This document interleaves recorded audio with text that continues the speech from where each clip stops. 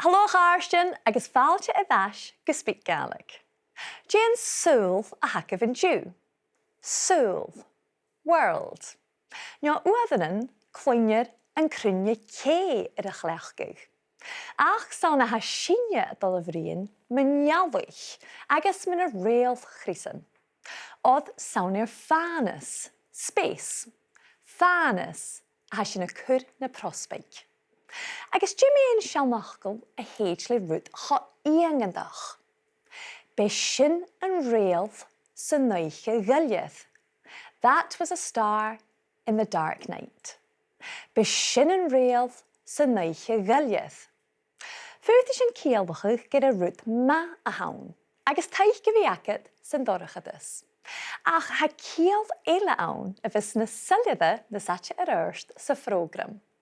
Ach an dráasta nach eich sin dé ha roin. Coiti sin ar an trá chuach óhangach. Bíte társtára go háirid gan na Gàidhlig, bei cho cútramach ar sca a búir is títin mara. Bí Calum Maclean an san dorchadas. Agus cuide sin bhí ar briarachas fanis. Chiite an crán, an sealachar mór, Chris an tealachar. Han táim an inise cynnych ag ché a rucach sa hocach ans na stáisian únichte agus a ha ar a bhí jalvasach a thuh Gaelic iúmsachach. Holley NicAoidh. Fáil seirst Holley go SpeakGaelic. Ai joy. Nisise in íon siú géin bicin min tlia a gabh hín chun na Gaelic. Well, bha mé a fuúdach an Cambridge nu the húla mí Gaelic is an hiad trip a riamh na mó ha húla mí dhéin a Gaelic idir. Get a stoch a goró Gaelic ag mó hísean. Ach, bha mé ag Calum MacIlleathain an Cambridge is húla mí cúte gan a bha sé. Ach sa dé can a bha siad. Agus bha mé ar san jónsachug. Ach, ag an amsid bhaid that a fine cuasa sa mí an a Gaelic agus cheannach mí jóor. Learn to speak Gaelic no rutig an mar sin le Boyd Robinson. Agus an nóir sin háisí cuasa úd ag somorasteg an cuasa intrigi. Agus háisich mí an cuasa sin an a dávílas a gá. So nóir sin hannig adam bechorgá céim a dhéanú an a Gaelic. So mar sin háisich mí céim ag colas hastal. An a stjórna bheith. Agus an nóir sin as dé dábhlíón ag luis mí go somrástek agus chuid mí críoch iad a chéim bí é canans cótar ag an hó mhór. Agus an nóir sin chuid mí fástig ag an tó. Is bha mí a gópað is an cuasa chin ar leine a Gaelic ag rí an cuasa éintrigi. Slíach in na Gaelic. Agus ha mé tuig sin cuideach go bhfuilú a tchicas chlásaichin echgarsaí agus a bhíoch na Gaelic a thuirsta stay. Se. So háisi mí sin nu a má mé háasta an nó. Tíach runna pandemic. A háisich mí sin ar leine cúideach a gúthairid trona pandemic agus bheit tóir compáirsta chéan an ag an úna. Ach sa haíal tóir an an drás a ha glúis a thula dúine ganna gyms éirí an drásta ach ha mí an drásta cumul clásichin nu na súringos sin a dhéanú. Ach, ai spórsel. Agus ha uiach at hain an an archeola, san íon sé géin bicin minna sin. So ha mé dynnu PhD archeolas agus jachtri agus dúlchas an gníomhas femin na halba van hec of lein díag. So ha sin a cíla gumbimi na tráin gumatricht mar ráltaig. Agus hausa go ma déal a bhí a muir a bhlár a mui Ciú nach chéil? Yeah, so ha mí go matíal éiad cosach iad a bhaintích is beanting. Agus háisich mí sin cúteach nu a bha mé ag an dul mhór. Agus bhín a dul amach cóirí na Holley NicAoidh agus Yanni agus iad na beantain ílan scinich. Agus an drasa ha mé an a joas agus glíchrí héid mis agus mo chéile amach iad a bhaintí agus ina tráin agus tíoch ha má a bhí a muich an an nátar. Well, tachblaid an dras Tha Holley agus chili sin húket na saite a rur sa program gus bican ein amach met a chéal héin bhí fanas. Ach an dáiseach iúnta hí sinne tuilíoch Gaelic.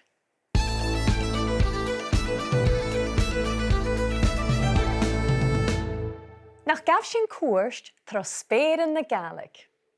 Tá sin a dul a choiad an trá chuach sa ghú iongantach. The conditional tense and the passive voice. They bican taich va bhríarachas nan planetsin.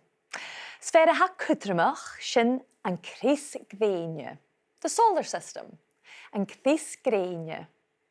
Agus unan ile a ha gemacumantach anin. Spéireann.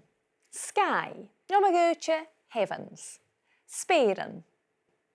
Nes be cuineacah gan bí sin a clechcach an trá chuig mar a chuidig sin wood nó cud an céil an an bearla.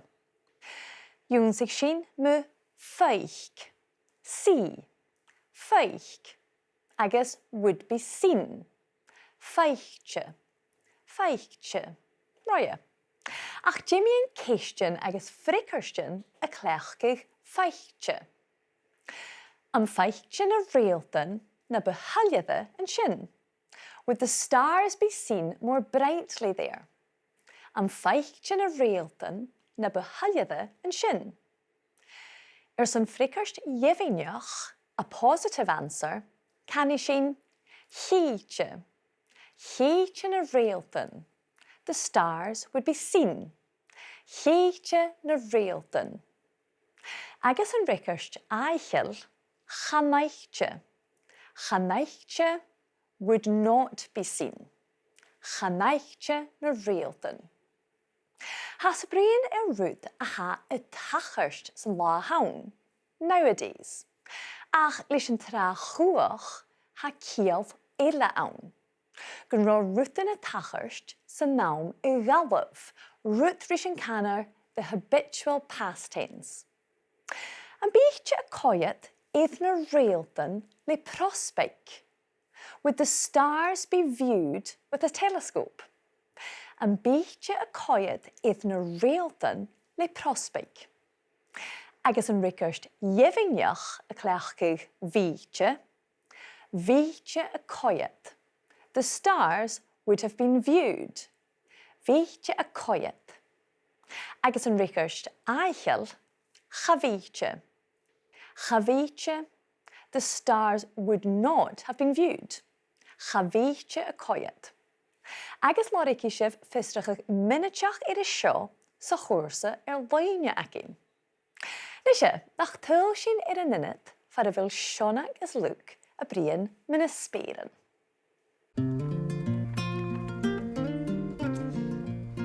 Hanne Jonathan seo má Luke. Beáirú a bhí déanna bharrachd leis na camera an agad. Báist go bhí tug ó dhealamh an go scúr ach chnetáúnach am inise. Wá brí a chodacin. Ach, saon san nuiche a ha nuiach a péin I cheannach. Saun agus tath beleachtar san iasad den frosbeic. Ha mír san té nas láidir an na hacam an réasta a cheannach, agus bhí mai seo íachan an thoiseach. Dé thug dúige na fanas. Bhí na sésa bh mui a ceann an taia cóndarí mo henir. Nuair bhain na haichin an dú dorócha. Híte an crán, an sealachar mór, Chris an tealachar, scíise stáíonn mó runach an iripil. Cha be réhatar an a bheits a ghineoch sin ach bat mineoch cáran. Bhí te társtára go háirid gan na Gàidhlig, bhí cho cutramach sca a buair na tíitin mara. Gabhach húr, gabhachháin, gabhach ann, caran Gàidhlig. Nuair a chur meach an duine, iniolan a dhéag mó chuid a flanaitin, agus spéireadar an chun na Gàidhlig. Bheith sin há iongantach. Bheith mis lentain a thula mission Apollo. Bhí sin a bhí go má Ag an nám a chaid Apollo a hen díag chun na Gàidhlig. fa coiú öfodach sa bhalagain nach doch rich kuntiach dunne garíroan. Cáte creachtse bh frospaig, a cús háise sa bhela. Hij gléig oracha mun cuairstú lochtfik. Geeft je shallig mach en speren van een sin. Gaan je kaar kolachri wie ik het van starsig jak het heen. A fachciise go bhfuil daine bhí féin jabhal an míorbhalach in na fiad chlís ag tua. En een mien en social to lániu. Stel zijn penem, Gaelic, virchlish, Shech, Aurora Borealis. De revist na virchlish remire, skaun nach Janet Millich. Wel, ha min dáchas gan feicsiúat. Ach, het je doch daarút ille dhéimtje nuair a háas a múile sa frospaig. Tje sin. Uitach pá agus féitin. An de lensibh na thuairt Luke is sionach. Thug gdíomharan fubangach neoth rialteach ceann sa cháirigh. Tá sionach a bríon me na réalmhatan, the constellations, na réalmhatan. Chála sin ní a bríon rí Luke, agus a gra híte an crown. The plough would or could be seen.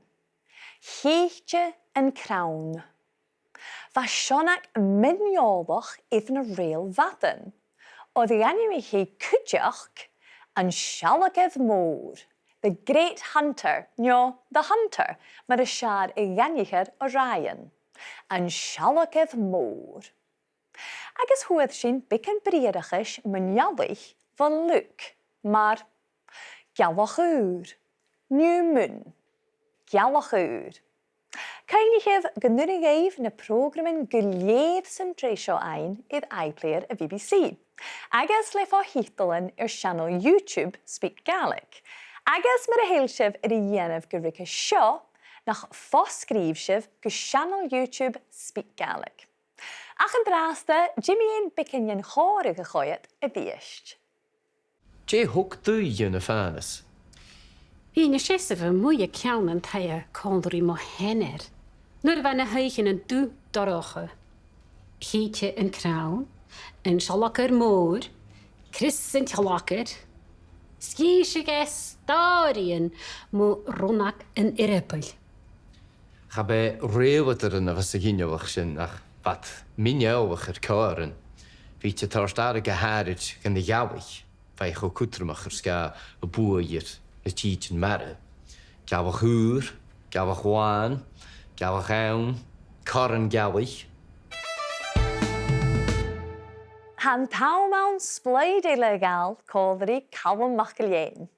An turas mi iedig a chunna mi vai a brian iad tol iad fanas a stui, an àite iad fanas a mui. Ach, san an iadin inch had de huik me falkel. Stoch ag an feishin amach in de raaste, coid a vai amach. Sin sibh a cháirtean. Nise, ma ha sin gusa bhí anarach, féimi sin áite chuch, go bhfuil sin uairnin dúltach, that we sometimes tend. Uairnin dúltach a bhí mór as in héin. Conceited, mór as in héin. Or, trich cileor bís na cantin mú áite nach chéil a chuimeas ann.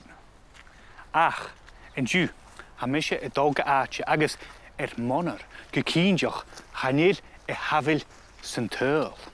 Chanéil. Seug, san tadhal.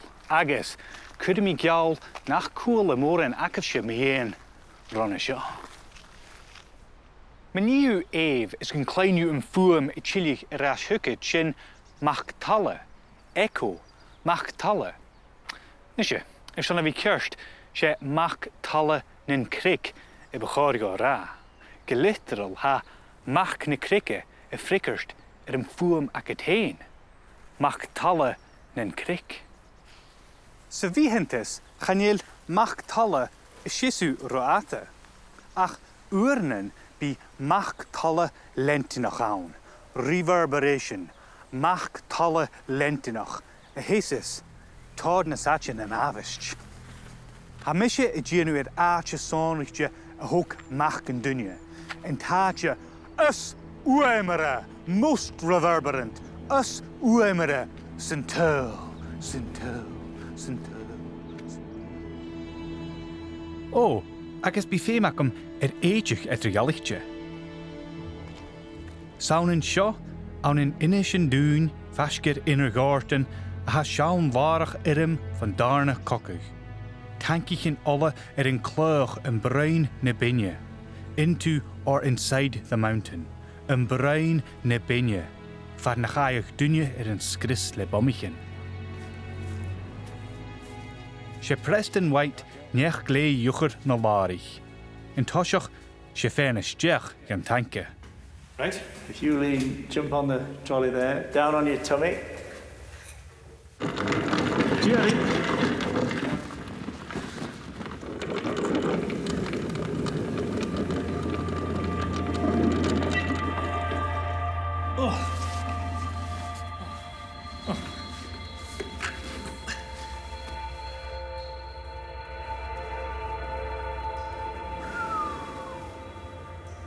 Preston, this place is amazing. What makes this tank so good at creating these reverberations?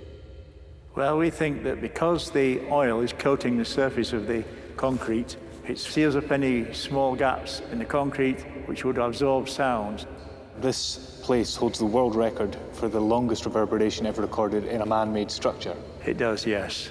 Professor Trevor Cox recorded a starting pistol, and the echo was 112 seconds long, which stands as a world record today for any structure like this. What's the best thing to use to make a clear reverberation? Well, a high-pitched scream is quite good.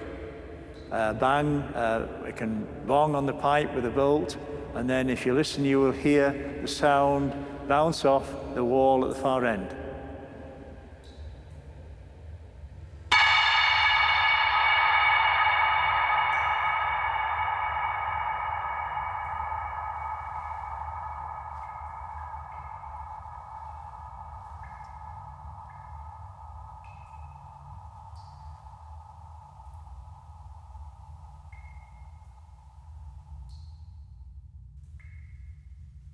Trichit Saga chicken. 32 seconds. Chanir sin no honna, ag sin ddíadach ga clúas an mach an dunne. Ha mi erfi awn yn uafan roia, ach ha sio Gaelic. Ha an taatje sio nes oscultje, ach ag a chyrst aum nes dúilje. Ha an bic an solas van tortje a lukuch le miat is doinjoch, size and depth, miat is doinjoch in dorachatish. Ha mi am zijn aatje is duriche sa romi riev. A chaneet mi itcher duach. Aatje vier rúteach a ha sio. Ha mi farachkin mar gewild mi nam hesu, e gafar ger Fanis agus no rail chrysan, space and the galaxies. Fanis agus no rail chrysan eiche uur jauri. In siogata ha fanis een brein sjosje hookloch. Ach joy, gaan je lach een runa kan je ha? Ai, een rail zijn eiche gelier.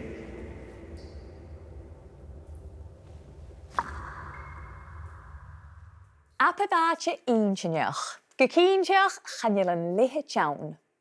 Smid a chóla sin fa Calum ag toiseach a fís, ha sin ula uafanan dúilteach. Sometimes we tend to be. Uafanan dúilteach a bhí mór as in hín. Conceited. Mór as in hín. Agus mar a jalf mi gaíomh na bhráide sin an darna cíalf a heic réalf sa neiche ghuileath. Sé a maca gur dunne a ha mór as hín. Ion sig sin cuideach go ré mach tadhal a haunan echo. Mach tadhal. Ach ma ha sin go bhí cearst sé mach tadhal an creek a bechorach lechgúch. Literally, son of the rock. Mach tadhal an creek. Agus fríne iad miat is doinach. Size and depth. Miat is doinach nan tankich in alle. Nach chuir sin fáilte a bheis Holley NicAoidh, agus Holley mar hafa sacad sé fanas cuspid a frógram seo, agus ha mi tuig sin go bhfuil céal teolaigh ac tain bris a chuspid. Oh, sure. Bhíh maithad a gopur san NASA nu a bha mí og. Agus bhaising a fúrach feisc in it fanis cinnedach. Wow. Sin far a roa a gopad. Agus bhai na an táiseach bhai na neach mathematics, haró computer science an na siascatan. Agus sin agus chunig sin na rocatin.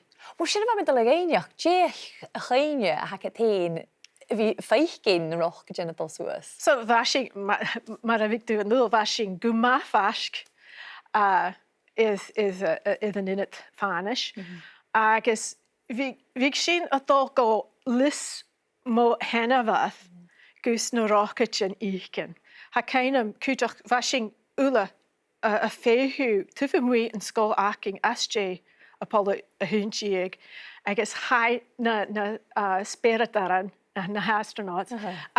Chaiad seachad an scóil acing Neil Armstrong agus Buzz Aldrin agus Michael Collins agus bhaid an limousine móra agus chud sin ar láhan chora at a chaiad a bhil seachad.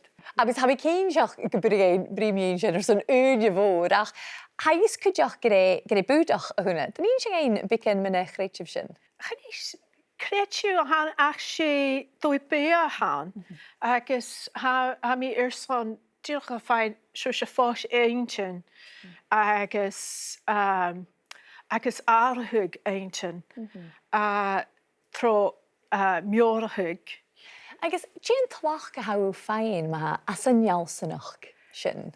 A bhí a sealting rútan mar a haiad garíú.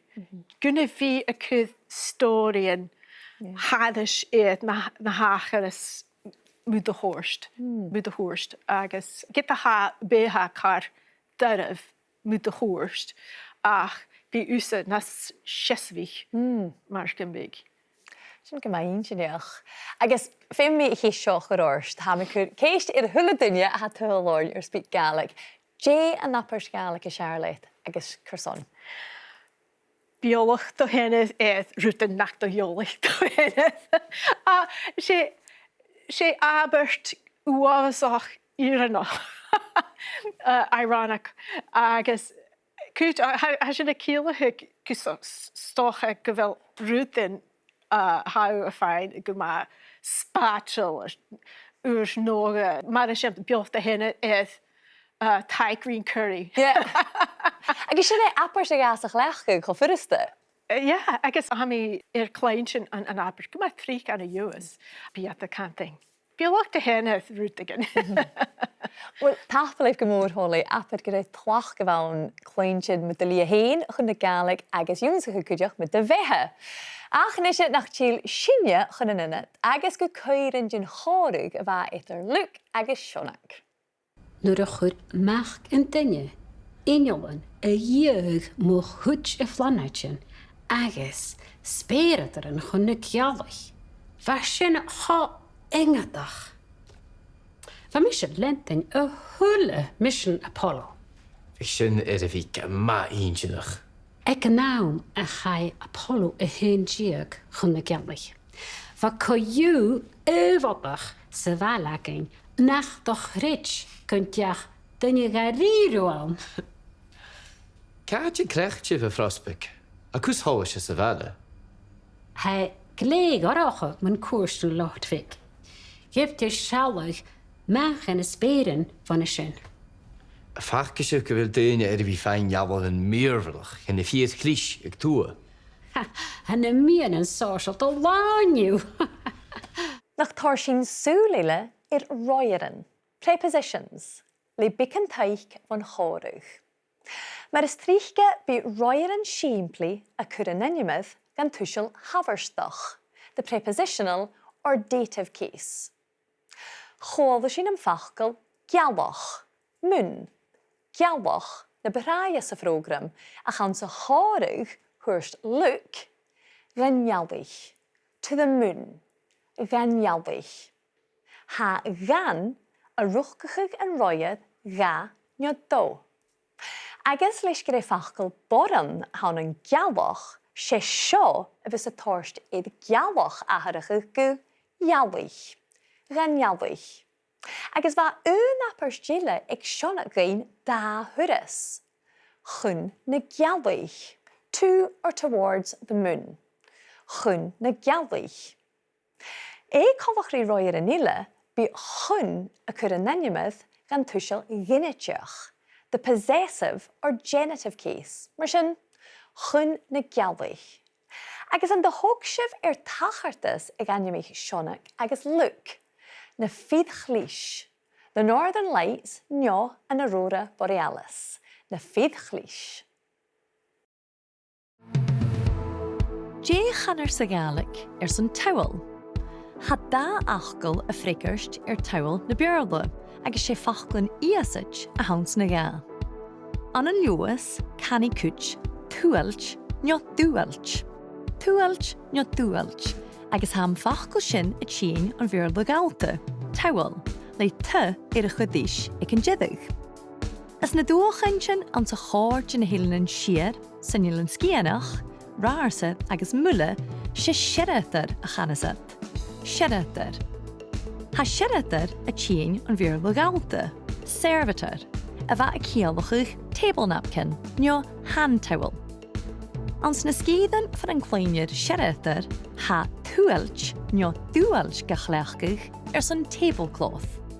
Agus chanéileann sin ach blasat gin bheart na sgúilchaintsin a dheoir sa Gaelic.